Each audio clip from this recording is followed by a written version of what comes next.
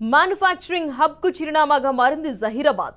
కేంద్రం నిమ్జ్ ను కేటాయించడంతో జహీరాబాద్ రూపు రేఖలే మారనున్నాయి. ప్రపంచ స్థాయి గుర్తింపు పొందిన పరిశ్రమలు తరలి రానుండడంతో లక్షల ఉపాధి కల్పన జరగనుంది. మౌలిక వస్తువుల కల్పనతో ఆర్థిక సృష్టి జరగనుంది.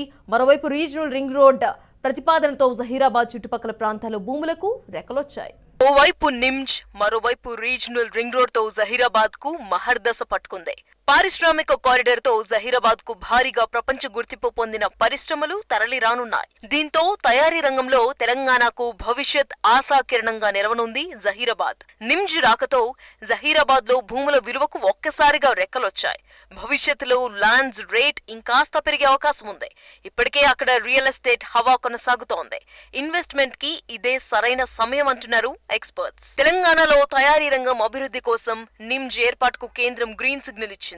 సుమారుగా 8 జోన్లలో 12,000